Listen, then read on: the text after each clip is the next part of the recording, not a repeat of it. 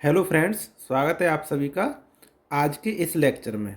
आज हम देखेंगे यूपी टेट जो आपका जुलाई में होने वाला है उसके लिए ईबीएस के 30 अति महत्वपूर्ण प्रश्न। ठीक है, ये कहाँ से लिए गए हैं? ये यूपी टेट जो 2019 में हुआ है उसके सेट ए के क्वेश्चन से। ठीक है, अगर आप चैनल पर नए हैं तो चैनल को सब्सक्राइब कर लीजिए, बेल आइकन को प्रेस कर लीजिए जिससे सभी वीडियो के नोटिफिकेशन आपको मिलते रहे। ठीक है, चलिए देखते हैं, शुरू कर लेते हैं। पहला क्वेश्चन, सन 1853 में भारत की पहली पैसेंजर ट्रेन कहाँ से कहाँ तक चली थी? ऑप्शन है आपके बम्बई से थाने के बीच, कलकत्ता से अलीपुर के बीच, बम्बई से पुणे के बीच और कलकत्ता से दमदम के बीच। तो ऑप्शन होगा आपका पहला, बम्बई से थाने के बीच। ठीक है, चलिए देखते हैं इसके बारे में क्या है। देखो, भारत में पहली पैसेंजर ट्रेन है वो 16 अप्रैल 1853 को लॉर्ड डलहौजी के कार्यकाल में मुंबई से थाने के बीच में 34 किलोमीटर की दूरी तय की थी उसने। ठीक है, तो देखो कई पॉइंट हैं इसमें, कोई सा भी पॉइंट पूछा जा सकता है। चलिए देखते हैं सेकंड क्वेश्चन, एशिया का सबसे बड़ा पशु मेला आयोजित होता है? ऑप्शन है इसके सोनपुर में, पुष्कर में, नासिक में, हरिद्वार में। तो एशिया का सबसे बड़ा पशु मेला है वो सोनपुर में लगता है, ये बिहार में पड़ता है। कहाँ पर पड़ता है? बिहार में। देखो इसको भी देख लेते हैं। देखो, बिहार के सोनपुर में हर साल कार्तिक पूर्णिमा पर एशिया का सबसे बड़ा पशु मेला लगता है। इसे हरिहर क्षेत्र मेला भी कहा जाता है। ठीक है, ये पॉइंट भी आप याद रखना। चलिए नेक्स्ट, राष्ट्रीय एकता परिषद की स्थापना कब हुई थी? तो राष्ट्रीय एकता परिषद की स्थापना कब हुई? ऑप्शन है 1961, 71, 81, 51। राष्ट्रीय एकता परिषद की स्थापना जवाहरलाल नेहरू जी के कार्यकाल में 1961 में हुई थी। ठीक है, ऑप्शन नंबर ए होगा। चलिए इसको भी देख लेते हैं। सांप्रदायिकता, जातिवाद और क्षेत्रवाद जैसी समस्याओं से निपटने के लिए तत्कालीन प्रधानमंत्री जवाहरलाल नेहरू ने 1961 में राष्ट्रीय एकता परिषद की स्थापना की थी। ठीक है, चलिए नेक्स्ट, समता के अधिकार का उल्लेख संविधान के किस अनुच्छेद में है? ऑप्शन है अनुच्छेद 14 से 18, 23 से 24, 25 से 28, 19 से 22। तो ये समता का अधिकार है वो अनुच्छेद 14 से 18 के बीच में, ये एक मौलिक अधिकार है। ये क्या है? मौलिक अधिकार है। ठीक है, 14 से 18 के बीच में। चलिए इसको भी देख लेते हैं। भारतीय संविधान के भाग 3 में मौलिक अधिकारों का वर्णन किया गया है, इसमें 14 से 18 वो समता का अधिकार है। ठीक है, चलिए नेक्स्ट, किस देश में लचीला संविधान लागू है? देखो हमारे देश में कैसा है? मिश्रित है, यानी कठोर भी है और लचीला भी है। तो हमारे भारत देश में कैसा है? मिश्रित, यानी भारत में तो मिश्रित हो गया। केवल लचीला है वो कहाँ का है? वो है यूनाइटेड किंगडम का, यानी ऑप्शन नंबर अपना कौन सा हुआ? ए। इसको हम ब्रिटेन कहते हैं। इसको क्या कहते हैं? ब्रिटेन। ठीक है, चलिए देखो इसको भी देख लेते हैं। यूनाइटेड किंगडम ब्रिटेन का संविधान लचीला है क्योंकि यहाँ सामान्य कानून और संवैधानिक कानून में कोई अंतर नहीं होता है। संसद आसानी से बदलाव कर सकती है।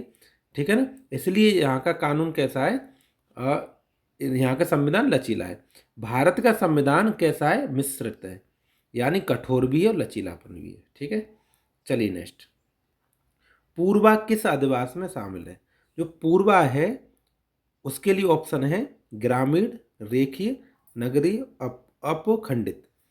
तो पूर्वा अधिवास है वो ग्रामीण क्षेत्र में पड़ती है। ठीक है ना, देखो इसको आप अच्छे से समझना कि पूर्वा ग्रामीण अधिवास का एक छोटा रूप होता है जो मुख्य गांव से थोड़ा सा अलग हो जाता है, लेकिन प्रशासनिक की दृष्टि से उसी का हिस्सा होता है, उसी गांव का। ठीक है, उसे पूर्वा कहते हैं। समझ में आ गई बात? आगे नेक्स्ट, कौन सा ज्वालामुखी पर्वत है इसमें से? ऑप्शन है किलिमंजारो, अरावली, अपलेशियन और यूराल। इसके लिए सही ऑप्शन होगा किलिमंजारो। ठीक है, किलिमंजारो है वो ज्वालामुखी पर्वत है। चलिए देखो इसे भी देख लेते हैं। किलिमंजारो जो तंजानिया अफ्रीका में पड़ता है, ये सुषुप्त ज्वालामुखी है। कैसा है? सुषुप्त ज्वालामुखी है। और ये जो बाकी ऑप्शन है अरावली, अपलेशियन और यूराल, ये पुराने बलित पर्वत है। ठीक है, चलिए नेक्स्ट, एलिफेंटा द्वीप अवस्थित हैं? ऑप्शन है मुंबई, गोवा, कच्छ, गंगा डेल्टा। तो जो एलिफेंटा द्वीप है यानी एलिफेंटा की गुफा है वो मुंबई में स्थित है। कहाँ पर स्थित है? मुंबई में स्थित है। चलिए ये भी देख लेते हैं। एलिफेंटा द्वीप घारापुरी द्वीप मुंबई हार्बर के पास स्थित है। अपनी प्रसिद्ध गुफाओं के लिए जाना जाता है, जिन्हें यूनेस्को की विश्व धरोहर स्थल के रूप में दर्ज किया गया है। ठीक है, किसको? एलिफेंटा द्वीप को। ठीक है, चलिए नेक्स्ट। मानसूनी वन पाए जाते हैं जहां वर्षा होती है। ऑप्शन है 70 से 200 सेमी के बीच, 50 से 150 के बीच, 150 से 200 सेमी के बीच, 70 से 100 सेमी के बीच। जो मानसूनी वन है ना, मानसूनी वन है वो 70 से 200 सेमी के बीच में जहाँ पर वर्षा होती है वहाँ पाए जाते हैं। ठीक है, चलिए देखो, मानसूनी वन उष्ण कटिबंधीय पर्णपाती वन होते हैं इस क्षेत्रों में जहाँ वर्षा 70 से 200 सेमी के बीच में होती है। ये वन शुष्क ऋतु में अपनी पत्तियां गिरा देते हैं। ठीक है, चलिए नेक्स्ट। कार्बी एंगलोंग पठार विस्तार है। कार्बी एंगलोंग पठार का विस्तार है। ऑप्शन है प्रायद्वीपीय पठार का, तिब्बत के पठार का, हिमालय का और शान पठार का। तो इसके लिए सही ऑप्शन होगा अपना प्रायद्वीपीय पठार का। ये कार्बी एंगलोंग पठार है, प्रायद्वीपीय पठार का ही उत्तर पूर्वी हिस्सा है, यानी ये पड़ता है असम क्षेत्र में। ठीक है, देखो असम में स्थित कार्बी एंगलोंग पठार वास्तव में भारत के मुख्य प्रायद्वीपीय पठार का ही एक उत्तर पूर्वी विस्तार है। ठीक है, चलिए नेक्स्ट। भारत में महिलाओं के लिए आरक्षण की व्यवस्था कहाँ की गई है? पंचायती राज संस्थाओं में, विधानसभा में, मंत्रिमंडल में और लोकसभा में। आपने देखा होगा 73वां संविधान संशोधन और 74वां संविधान संशोधन, यहाँ से पंचायती राज व्यवस्था में और नगरीय क्षेत्रों में दोनों में महिलाओं को 1/3 यानी 33% का आरक्षण प्राप्त है, यानी ऑप्शन नंबर ए सही होगा इसके लिए। ठीक है, देखो 73वां संविधान संशोधन और 74वां संविधान संशोधन 1992 के माध्यम से स्थानीय निकायों जैसे पंचायत और नगर निगम है ना, इनमें महिलाओं के लिए 1/3 यानी 33% सीटें आरक्षित की गई हैं। ठीक है, चलिए नेक्स्ट। किस राज्य के राज्यपाल की नियुक्ति के लिए, किसी राज्य के राज्यपाल की नियुक्ति के लिए कम से कम कितनी उम्र होनी चाहिए? ऑप्शन है 35 वर्ष, 45, 50 और 30 वर्ष। तो राज्यपाल की जो उम्र होती है वो कितनी होती है? 35 वर्ष होती है। कितनी होती है? 35 वर्ष। ठीक है, न्यूनतम 35 वर्ष। आगे देखो, अनुच्छेद 356 का प्रथम प्रयोग कब और कहाँ किया गया था? 356 यानी राष्ट्रपति शासन। कौन सा है? राष्ट्रपति शासन। ठीक है, अच्छा, राष्ट्रपति शासन सबसे पहले कहाँ लगाया था?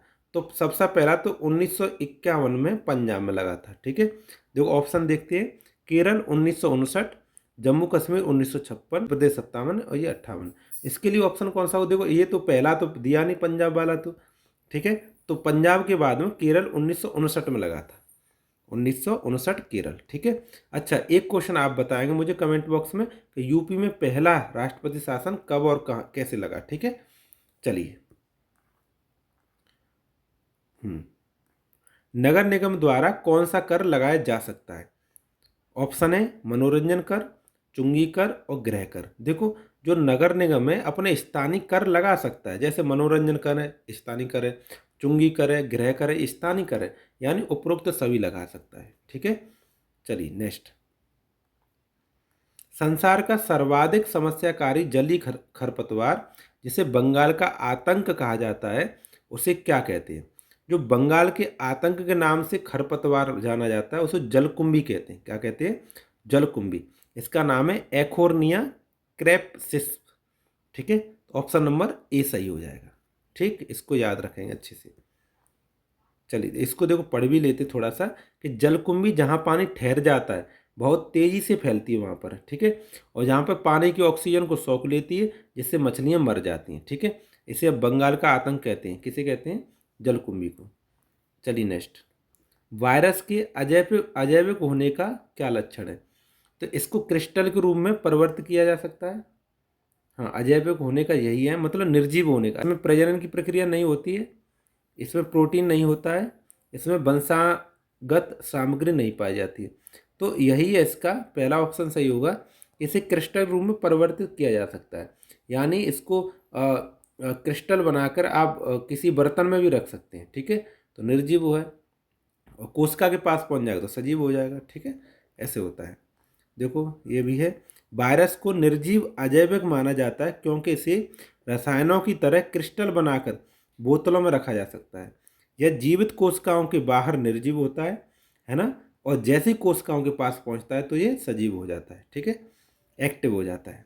चलो देखो, पादप हार्मोन जो फलों को पकाने में सहायता करता है वो है, पहला ऑप्शन है इथाइलिन, जिबरेलिन, साइटोकाइनिन, ऑक्सिन। तो फलों को पकाने के लिए जो पादप हार्मोन है वो है अपना इथाइलिन, यानी ऑप्शन नंबर ए होगा इसके लिए, ठीक है। चलिए नेक्स्ट, स्वतंत्र रूप से भूमि में रहने वाला अवायवीय जीवाणु जिसमें नाइट्रोजन स्थिरीकरण की क्षमता होती है वह है, ऑप्शन है क्लोस्ट्रीडियम, राइजोबियम, एजोटोबैक्टर और विब्रियो। वायवीय जीवाणु के लिए अपना ऑप्शन होगा क्लोस्ट्रीडियम, ठीक है, ये वाला ऑप्शन होगा, यानी ऑप्शन नंबर ए होगा, ठीक है। चलिए नेक्स्ट, किस प्रकार का डीएनए कोशिका में समान रूप से पाया जाता है? जो क्रिक और वॉटसन ने जो डीएनए की खोज की थी वो था बी टाइप का डीएनए, यानी बी डीएनए था वो, ठीक है। देखो, वॉटसन और क्रिक द्वारा जो वर्णित डीएनए है वो बी डीएनए है ना। अधिकांश सजीवों की कोशिकाओं में सामान्यतः परिस्थितियों में यही पाया जाता है। चलिए नेक्स्ट, सन 1984 की भोपाल गैस त्रासदी में किस गैस का रिसाव हुआ था, ठीक है। तो ऑप्शन है आपके methyl isocyanate, nitrous oxide, methane और कार्बन मोनोऑक्साइड। तो इसके लिए आंसर कौन सा होगा? इसमें देखो 1984 में भोपाल गैस त्रासदी में गैस पूछिए, मिथाइल आइसोसाइनेट होगी, ठीक है। ये किस कंपनी में घटना घटित हुई थी, उस कंपनी का नाम आप मुझे कमेंट बॉक्स में बताएंगे। आज का दूसरा क्वेश्चन, ठीक है। चलिए नेक्स्ट, विश्व पर्यावरण दिवस कब मनाया जाता है? ऑप्शन है 5 जून, 2 दिसंबर, 16 सितंबर, 11 जुलाई। तो विश्व पर्यावरण दिवस है वो 5 जून को मनाया जाता है, ठीक है, ऑप्शन नंबर ए सही होगा। अच्छा, आपके लिए होमवर्क है, 2 दिसंबर को क्या मनाया जाता है आप कमेंट बॉक्स में बताएंगे। 16 सितंबर को मैंने कल पढ़ाया था, कमेंट बॉक्स में बताएंगे। 11 जुलाई को कौन सा दिवस मनाया जाता है वो आप बताएंगे, ठीक है। तीनों क्वेश्चन आप मुझे कमेंट बॉक्स में बताएंगे। चलिए नेक्स्ट, एम एस स्वामीनाथन एक थे कृषि वैज्ञानिक, पारिस्थितिकी वैज्ञानिक, पत्रकार, पक्षी वैज्ञानिक। तो एम एस स्वामीनाथन है वो एक कृषि वैज्ञानिक थे, ठीक है। हरित क्रांति के जनक के रूप में इन्हें जाना जाता है, ठीक। चलिए next, wild life institute of India कहाँ स्थित है? ऑप्शन है देहरादून, नई दिल्ली, कोयम्बटूर, अहमदाबाद। तो इसके लिए सही आंसर होगा देहरादून, ठीक है ना। इसका मुख्यालय कहाँ पर है? देहरादून में। नेक्स्ट, प्रकाश संश्लेषण के दौरान हरे पौधे निम्न में से क्या सोख लेते हैं? तो वायुमंडल से हरे पेड़ पौधे CO2 गैस को सोख लेते हैं, उसके फलस्वरूप प्रकाश और क्लोरोफिल की उपस्थिति में भोजन बनाते हैं और ऑक्सीजन को छोड़ देते हैं, ठीक है। तो इसके लिए ऑप्शन कौन सा होगा? CO2 होगा, यानी कार्बन डाइऑक्साइड गैस होगा, ठीक है। चलिए नेक्स्ट, अपशिष्ट उत्पादों को खाने वाले जीवों को क्या कहा जाता है? ऑप्शन है मृतक भक्षी, मांस भक्षी, शाक भक्षी और रसायन भक्षी। तो अपशिष्ट पदार्थों को यानी सड़े गले को, मृतों को खाने वाले जीवों को मृतक भक्षी कहते हैं, यानी ऑप्शन नंबर ए सही होगा इसके लिए, ठीक है। चलिए नेक्स्ट, तप्त भौम जल से किस प्रकार की ऊर्जा प्राप्त होती है? तप्त भौम जल का अर्थ है जो पृथ्वी के अंदर गर्म जल हो गया है वो तप्त भौम जल कहलाता है। उससे कौन सी ऊर्जा प्राप्त होगी? तो उससे ऊर्जा प्राप्त होगी भूतापीय ऊर्जा, यानी ऑप्शन नंबर कौन सा हो जाएगा? ए सही हो जाएगा इसके लिए, ठीक है। चलिए नेक्स्ट, सोल घास स्थल कहाँ पाए जाते हैं? ऑप्शन है पश्चिमी घाट में, पूर्वी घाट पर, हिमालय, विंध्याचल। सोल घास के मैदान है वो भारत के पश्चिमी घाट पर पाए जाते हैं, ठीक है ना। चलिए नेक्स्ट,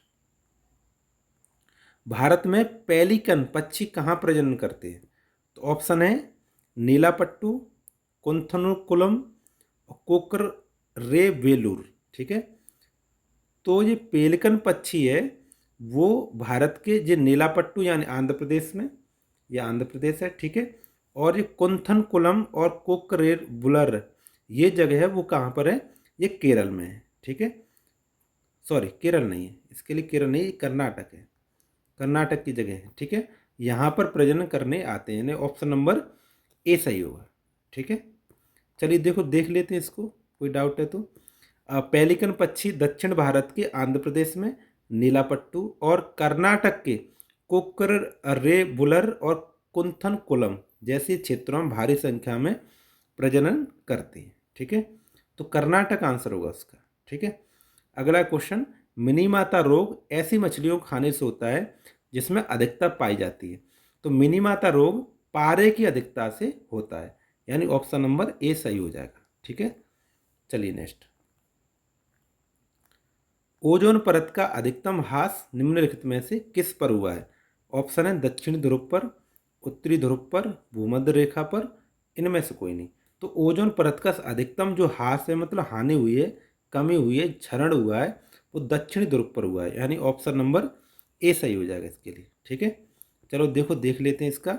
वैज्ञानिकों ने पाया है कि ओजोन परत में सबसे बड़ा जो छिद्र है, वो ह्रास है, वो अंटार्कटिका यानी दक्षिण ध्रुव के ऊपर हुआ है, जिसका मुख्य कारण CFC क्लोरोफ्लोरोकार्बन है, ठीक है ना। तो देखो, आज के सेट में हमने 30 क्वेश्चंस लगाए, बहुत अच्छे क्वेश्चन से, अच्छे लेवल के क्वेश्चन थे, क्योंकि ये प्रीवियस ईयर क्वेश्चन 2019 में पूछा गया सेट था, उसके थे, ठीक है ना। तो आपको आज की वीडियो कैसी लगी, आज कुछ आप नया सीखे, ठीक है, कमेंट बॉक्स में बताइए। जो क्वेश्चन मैंने पूछे वो आप कमेंट बॉक्स में लिखा करिए, लिखेंगे तो वो अच्छे से आपको पक्के याद हो जाए, ठीक है। वीडियो को देखने के लिए आप सभी का धन्यवाद। अगर आप चैनल पर नए हैं तो चैनल को सब्सक्राइब कर लीजिए, बेल आइकन को प्रेस कर लीजिए, ठीक है, जिससे सभी वीडियो को नोटिफिकेशन आपको टाइम से मिलते रहे। चलिए, थैंक यू।